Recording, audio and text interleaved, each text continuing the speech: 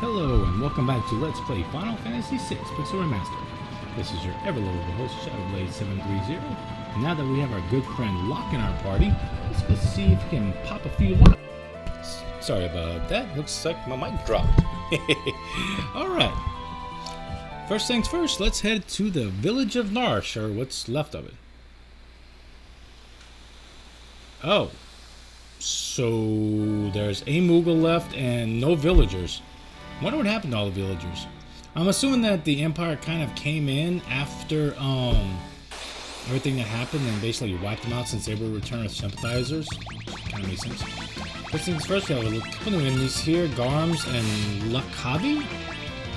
They're usually actually not that tough. You could have came here a lot earlier, but unfortunately since most of the doors are locked, you couldn't really get much. I mean, let's just take care of these characters. Yeah, look at that damage. It's amazing. Valiant Knife is so good. And the thing about the Valiant Knife is the more damage Locke takes, the more damage the Valiant Knife does, and it actually pierces defense. It's really good. Okay, Terra gains a level, gains +2 magic. Very, very, very, very, very nice. And also while we're here, we're also going to be learning from the mighty Phoenix Esper. Yeah, let's see what this thing can do. Yeah, look at those spells. Arise, Re-Raise, Curaga, Faraga. Probably one of the best Magicites in the game. Only problem is its Magicite bonus really isn't the best, but I mean, look at those spells. Amazing. Okay, there's nothing here. Actually, yeah, let's get the elixir here. Not that bad. Okay, head down here first. Yeah, most of these doors actually have stuff that's important to Locke, so without Locke, it's kind of wasting time. You could have gotten one thing from here, I will say that. Actually, probably could have gotten a couple things, but I really wanted to wait and just have one good trip inside Narshe instead of like 3 or 4. Alright, let's get rid of the test rider. Alright, good deal, good deal, good deal, good deal. Hopefully I can gain enough AP to learn Fire 3. I really need Fire 3 quick. Because in this area, you know, there are a lot of enemies that are weak to fire. Now, where is... Can I turn the counters off? Okay, I think there's one here inside the weapon shop. There's 2 items you can get inside this place. Yeah, one's inside the weapon shop if I'm not mistaken. Okay, yeah. Now here is a very, very controversial area. Now you can either get the sword or get the Magicite. I personally prefer the sword. If you get the Magicite, Ragnarok, it will teach you Ultima, but as a sword, it's not a bad sword, and it casts flare on impacts. It's really, really nice, and more importantly, you can trade it in the Coliseum for probably the best sword in the game. The only problem is you won't have the ability to learn Ultima. The actual Magicite ability is kind of random, and I really don't like it, but I mean, if you're teaching, here's the thing, here's my opinion. If you're going all out and teaching as many of your characters magic and boosting them that way, go for the Magicite. It's well worth it. That way you can teach Ultima and just go ham, all ham with it. Me, I'm only teaching a few characters Ultima, and I mean teaching a few characters magic, and there is another way to learn Ultima, and I will be probably taking advantage of that. But honestly, Ultima is kind of busted, so I don't know, I may not. If you talk to this gentleman, yep. And that's also part of the reason. He gives you the Cursed Shield. Probably the worst shield in the game. It inflicts every status ailment. It greatly reduces your stats. But if you fight, I think it's like 250 or 255 battles with it, you uncurse it and becomes the Paladin Shield. Probably the best shield in the game. And that, being equipped, will eventually teach you Ultima. So that is another way to kind of get that. But like I said, it just takes a lot longer than just, you know, getting the Ragnarok Magicite and taking advantage of it. But I won't be trading in the Coliseum just yet. I do want to do a couple things before. So you get you back on on Bismarck. That way you get your +2 strength, because we're going to be needing all the strength we can get from Cyan. We take the back way into the Narshe mines. That one lone wolf is speaking about a certain Moogle in the area. Wonder if it's Maul. New enemy, new Magna Rotors. Same as before. I mean, a little bit more HP, a little bit better stats, but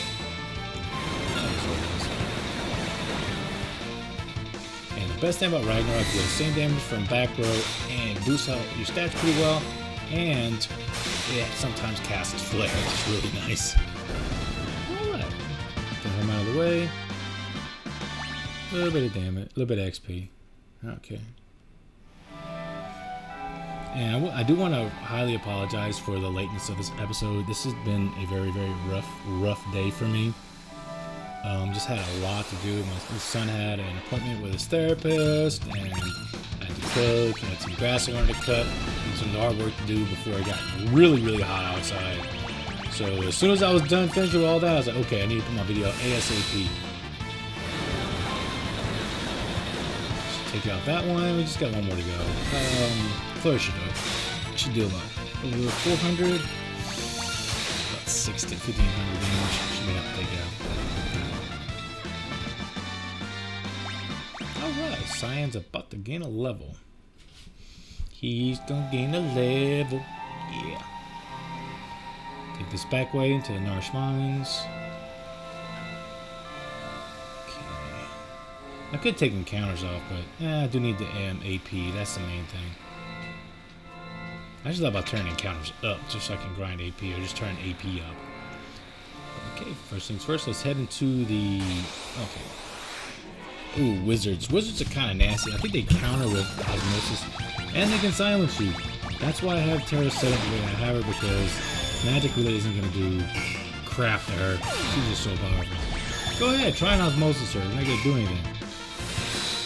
Yep, you can silence Sabin, but you can't stop his Phantom Rush.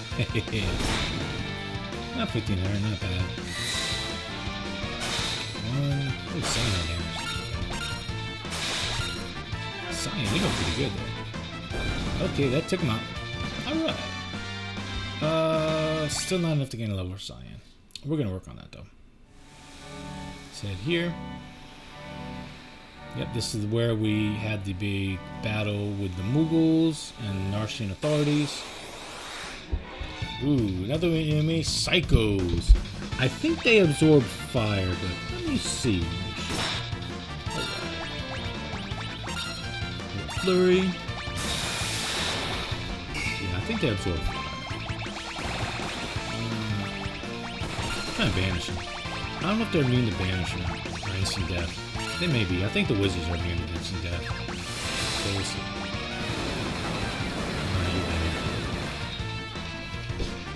Saving this does so much damage with that ability. That's also one thing in this game I noticed is spells take a little bit longer to activate. They don't activate at the same rate as other as like attacks or other special abilities. It's almost like those abilities take precedence over any kind of spells. Whoa! You see that Sabin went in there all in reverse. That was interesting. Here with Fang. And some MP. So good. Okay, check out the wizard, so no more craziness. Phantom Rush should do the deed. Very nice, very nice, very nice, very nice. And now Cyan gains his +2 strength. Very, very nice. Okay. Since that's done, let's get Bismarck off of Cyan. Now, I think we're good to go. Head up here, through this door. Hey, where are all the Moogles? Well, there's one Moogle. Is that you, Mog? Yeah! Yep, there's no question about it. Mog's gonna join our side. I mean, look, they wiped out all the Moogles. He's the last one here. Wait up, a Yeti? Oh! I remember somebody else was talking about that there was a Yeti. And I kind of saw him poking out from little cave entrances. But if you check where Mog was, you get Malulu's Charm. Malulu's Charm is a relic, and it basically negates all random battles. Oh, here we get another ribbon. I think that gets us 4 ribbons. That's really good. Through here, yep, puts us through the back door, and now we can access all this treasure that, because we waited to get it until the World of Ruin, it gets a little better. Unfortunately, I'm about to make a really big mistake. 2 things. Number 1, before you go to the next area, make sure you have Mog in your party. And a whole bunch of ice protection. And another, oh yeah, I forgot. Fallen footsteps, what does that do? Oh, they counter magic with a zombie spell. Wow.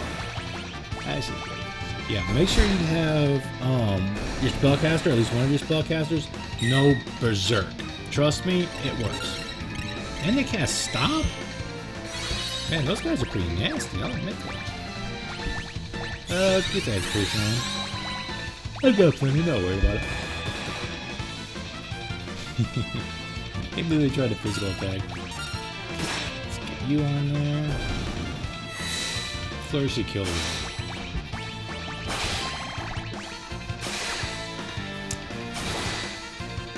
Alright, there we go. Looking pretty good. Also, one thing about Mog can also equip the snow scarf that Gao had. So you may want to actually go and grind on the Veld for a little bit and find another behemoth to get another behemoth suit, and bet that so you can get a second snow scarf for Gao, not for Gao, for Mog. Here we get a guard bracelet. That's better than nothing, I guess.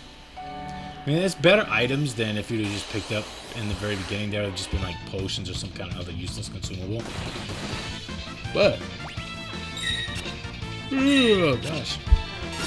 Yeah, but Mog with the Genji helm and the snow muffler or snow scarf will give him perfect 255 defense, immunity to ice, half damage from fire. If you stick a fire shield on Mog, or even better, a thunder shield. Actually, I'd probably go with a fire shield. Go with a fire shield on Mog. He becomes a little house inside the costume. Especially if you stick the Dragoon equipment on him. Oh yeah. Mind shock. I guess he can still impede. But yeah. He'll sit there, he'll take like hardly any damage. He'll fire, he'll ice, and he'll jump and do just a tremendous amount of damage. Whoa, confused. He got me all confused. I forgot they could do that. Okay. I just want to try this out. That's fun.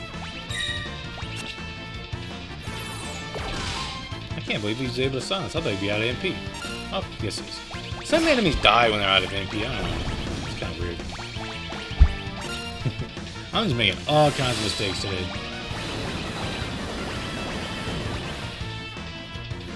Take down that 5-0. Oh, I wonder if it'll work because... Okay, it did work. Because I know if they try and slow you when you have auto haste, it won't work. But I guess you can still stop. Phantom Rush. And we'll take care of this fight.